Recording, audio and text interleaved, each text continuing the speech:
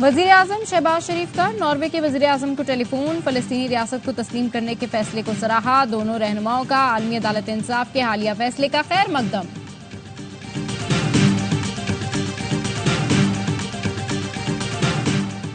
چینی انجینئرز پر حملہ T T P نے کیا، افغان سرزمین استعمال ہوئی۔ وزیر داخلہ محسن نقوی کہتے ہیں شواہد موجود ہیں، بشام حملہ افغانستان سے آپریٹ ہوا۔ Army chief general Syed Asim Munir کا ایرانی افواج کے چیف آف جنرل اسٹاف سے ٹیلی فون پر رابطہ، ہیلی کاپٹر حادثے میں ایرانی صدر اور ان کے رفقا کے انتقال پر اظہار افسوس۔ پی ٹی آئی 2029 تک انتظار کرے، خیبر پختونخوا میں عوام کی خدمت کرے، وفاقی وزیر احسن اقبال کا مشورہ، کہا پی ٹی آئی مثبت اپوزیشن کا کردار ادا کرے۔ اور لیجنڈ اداکار طلعت حسین کراچی میں سپرد خاک، نماز جنازہ میں عارف الوی، دوستوں، رشتہ داروں اور شوبز شخصیات کی شرکت۔ پاکستان کی سفارتی محاذ پر ایک اور پیش رفت، کویت کے امیر اور امیر قطر نے وزیر اعظم کی دورہ پاکستان کی دعوت قبول کر لی۔ دونوں ملکوں کے سفیروں کی وزیر اعظم شہباز شریف سے الگ الگ ملاقات، کویتی سفیر نے وزیر اعظم کو امیر کویت کا خط پیش کیا اور دورے کی دعوت قبول کرنے کا پیغام دیا۔ قطر کے سفیر نے بھی وزیر اعظم کو امیر قطر کا خط پیش کیا اور دورہ پاکستان کی دعوت قبول کرنے کا پیغام دیا۔ امیر کویت اور امیر قطر کا دورہ سرمایہ کاری اور دیگر شعبوں میں تعاون بڑھانے میں کارگر ثابت ہوگا۔ وزیر اعظم کا ٹویٹ، لکھا پاکستان ون چائنا پالیسی پر عمل پیرا ہے، تائیوان کو چین کا ناقابل تنسیق حصہ تصور کرتے ہیں، قومی اتحاد کے لیے چینی حکومت کی کوششوں کی حمایت کرتے ہیں۔ پاک فوج کے مزید 2 جوانوں نے مادر وطن پر جان قربان کر دی۔ پشاور کے علاقے حسن خیل میں دہشت گردوں سے فائرنگ کے تبادلے میں کیپٹن حسین جہانگیر اور حولدار شفیق اللہ نے جام شہادت نوش کیا۔ جوابی کارروائی میں 5 امن دشمن مارے گئے۔ پشاور گیریژن میں نماز جنازہ ادا، کور کمانڈر پشاور سمیت اعلیٰ سول اور عسکری حکام نے شرکت کی۔ شہداء کو آبائی علاقوں میں مکمل فوجی اعزاز کے ساتھ سپرد خاک کیا جائے گا۔ وزیر اعظم کا شہید کیپٹن حسین جہانگیر اور حولدار شفیق اللہ کو خراج عقیدت۔ شہباز شریف نے کہا دہشت گردی کے افریت کو مکمل ختم کر کے ہی دم لیں گے، پوری قوم کو اپنی بہادر افواج پر فخر ہے۔ وزیر اعلیٰ مریم نواز، مراد علی شاہ، علی امین گنڈاپور اور سرفراز بگٹی کا بھی شہداء کو خراج عقیدت، اہل خانہ سے تعزیت۔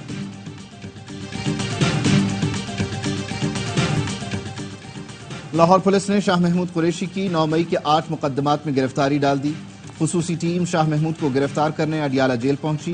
تفتیشی ٹیم نے عدالت سے شاہ محمود کو لاہور منتقل کرنے کی اجازت مانگی۔ عدالت نے سیکیورٹی خدشات کے باعث شاہ محمود کی لاہور منتقلی سے منع کر دیا۔ تفتیشی ٹیم کی استدعا پر جج نے شاہ محمود کا 3 روزہ جسمانی ریمانڈ منظور کر لیا۔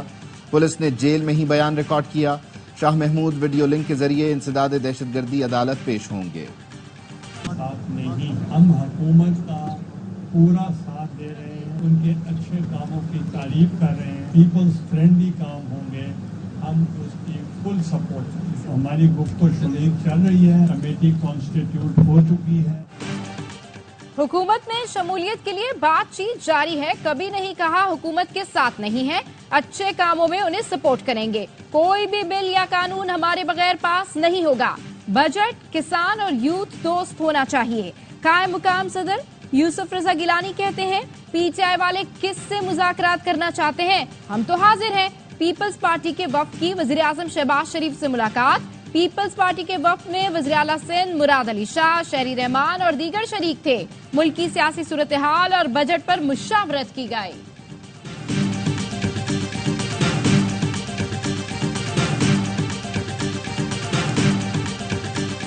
یہ کے ساتھ بھی ہماری بات چیت ہو رہی ہے۔ میں نیکسٹ ویک کراچی بھی جا رہا ہوں، ان کو ملنا، پیر صاحب کو اور باقی لیڈرشپ کو ملوں گا، ان کو ریکویسٹ کریں گے کہ ہم ساتھ ہوں۔ مولانا صاحب کے ساتھ ہماری کافی پیش رفت ہوئی ہے اور ہمارے انڈرسٹینڈنگ جو ہے نا آگے بڑھ رہا ہے۔ مولانا فضل الرحمان کے ساتھ معاملات کافی حد تک طے ہو چکے۔ پیر پگاڑا سے ملنے کراچی جا رہا ہوں، احتجاجی تحریک میں شمولیت کی درخواست کروں گا۔ پی ٹی آئی رہنما اسد قیصر کہتے ہیں بجٹ میں عوام پر بوجھ ڈالا گیا تو سڑکوں پر آنے کے سوا کوئی چارہ نہیں ہوگا۔ وزیر اعلیٰ خیبر پختونخوا علی امین گنڈاپور کی وزارت داخلہ میں وزیر داخلہ محسن نقوی اور وزیر توانائی سے ملاقات، خیبر پختونخوا کی موجودہ صورتحال پر تبادلہ خیال۔ لوڈ شیڈنگ اور بجلی کے معاملات مل بیٹھ کر حل کرنے پر اتفاق، ملاقات کل پھر ہوگی۔ علی امین گنڈاپور کی اڈیالہ جیل میں بانی پی ٹی آئی سے ملاقات، ایس آئی ایف سی اجلاس سے متعلق آگاہ کیا۔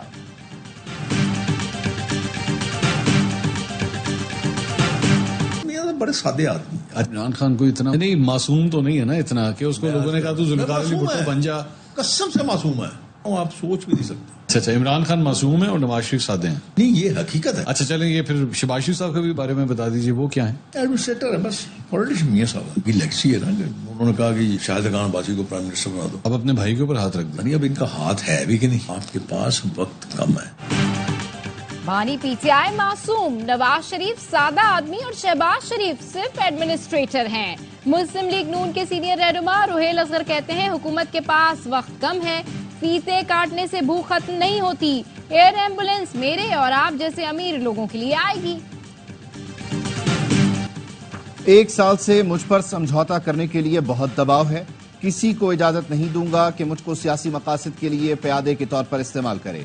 چیئرمین بحریہ ٹاؤن ملک ریاض کا ٹویٹ، لکھا ملک میں state of the art projects متعارف کروانے پر مجھے اور میرے کاروبار کو نشانہ بنایا جا رہا ہے، ملک کی ترقی میں کردار ادا کرنے کی سزا بھگت رہا ہوں، ماضی میں بھی اس طرح کے دباؤ کا پوری ہمت اور طاقت کے ساتھ سامنا کیا، آج بھی یہی کہوں گا، مجھے استعمال کرنا ہے تو میری لاش سے گزرنا پڑے گا، بیماری اور پریشانی کے باوجود ثابت قدم ہوں، مجھے دیوار سے لگایا جا رہا ہے لیکن دباؤ کے باوجود ہتھیار نہیں ڈالوں گا، اللہ اس مشکل وقت میں عزت کے ساتھ میری رہنمائی کرے۔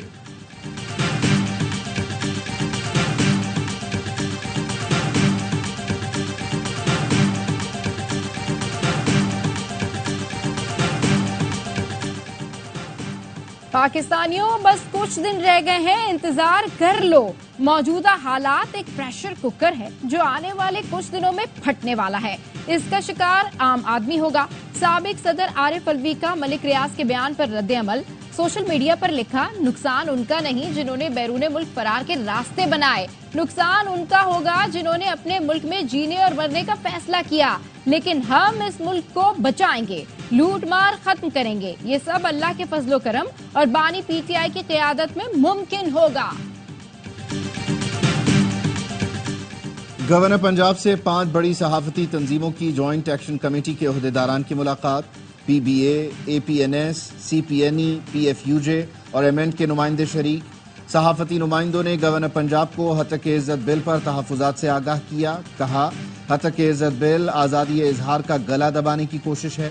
گورنر سردار سلیم حیدر کا بل پر تمام اسٹیک ہولڈر سے مزید مشاورت کا اعلان، کہا تمام اسٹیک ہولڈرز کو گورنر ہاؤس مدعو کروں گا، بل پر پہلے بھی مشاورت ہونی چاہیے تھی۔ پی پی رہنما حسن مرتضیٰ نے کہا پیپلز پارٹی میڈیا کے ساتھ کھڑی ہے، پی پی اس حالت میں موجودہ بل کو سپورٹ نہیں کرتی۔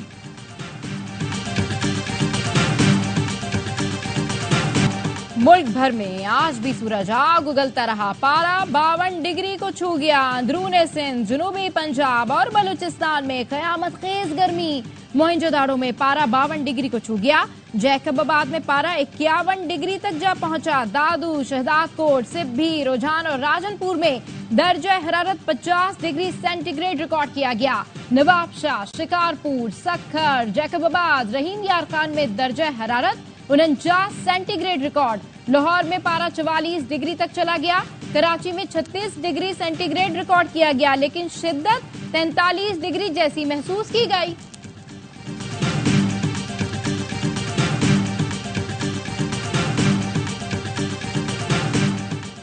آئی ایم ایف کا دودھ گوشت کی قیمت طے کرنے کا اختیار ڈپٹی کمشنر سے واپس لینے کا مطالبہ، آئی ایم ایف کا کہنا ہے دودھ اور گوشت کی قیمتیں ڈی ریگولیٹ کر کے مارکیٹ پر چھوڑ دی جائیں۔ حکومت نے دودھ گوشت کا مارکیٹ کے مطابق ریٹ طے کرنے پر مشاورت شروع کر دی۔ پاکستان کا چین سے درآمدات پر انحصار میں اضافہ، گزشتہ سال اپریل کے مقابلے میں رواں سال اپریل میں چین سے درآمدات 116% بڑھ گئیں۔ ذرائع کا کہنا ہے رواں مالی سال کے پہلے 10 ماہ میں چین سے درآمدات میں 18% اضافہ ہوا۔ مسلم لیگ نون اور پیپلز پارٹی سب ایک ہیں، کسان کو دھوکہ دیا گیا، گندم درآمد کر کے اربوں ڈالر کا نقصان پہنچایا گیا، آئی پی پیز کے ظالم معاہدے کر کے عوام کو نقصان پہنچایا گیا، پیسے ادا کرنے کے باوجود بھی لوگوں کو بجلی نہیں مل رہی، سورج سے بجلی پر بھی ٹیکس لگا رہے ہیں، ایسے ظالم لوگ ہم پر مسلط ہیں، قوم 47 والوں کے ہاتھ میں پورا ملک نہیں دے سکتے، امیر جماعت اسلامی نے انتخابی اصلاحات کا مطالبہ کر دیا۔ حافظ نعیم الرحمان کہتے ہیں سب کو مل کر سیاسی مزاحمت کرنا ہوگی، الیکشن کمیشن ساتھ کھو چکا، جمہوریت نہیں ہوگی تو ملک میں یہی تماشا ہوگا۔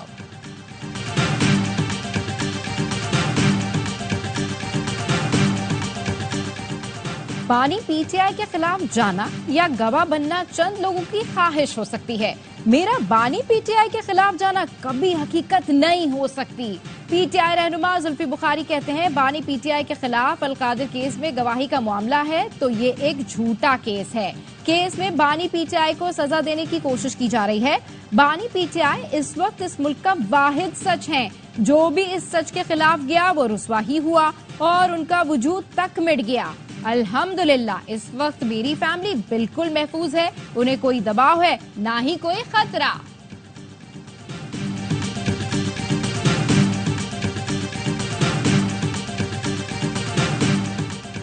سینیٹر فیصل واوڈہ کہتے ہیں تاریخ کی تاریخی حقیقت یہ بتاتی ہے کہ تاریخ پر نہ پہلے کوئی آیا تھا، نہ اب یہ آئے گا، نہ وہ آئے گا۔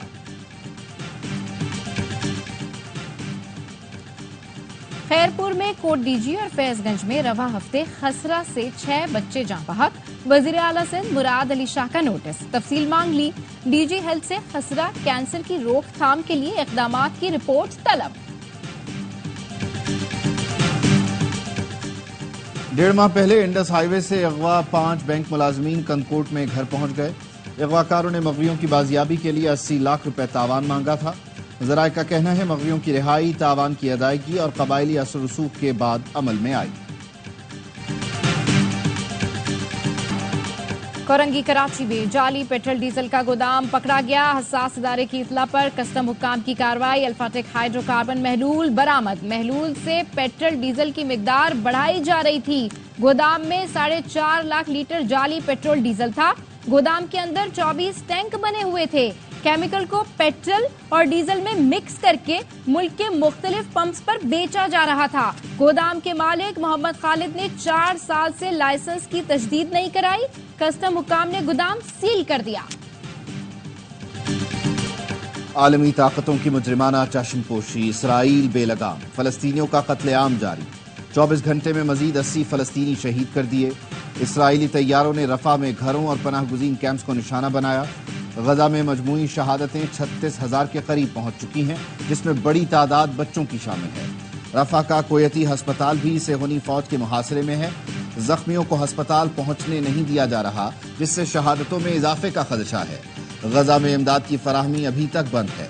اقوام متحدہ نے وادی میں شدید قحط کا ہائی الرٹ جاری کر دیا۔ فلسطین سے اظہار یکجہتی کے لیے ہارورڈ یونیورسٹی کے طلبہ کا گریجویشن تقریب سے واک آؤٹ، فلسطین کے حق میں نعرے، اسٹیج پر آ کر پوسٹر بھی دکھائے۔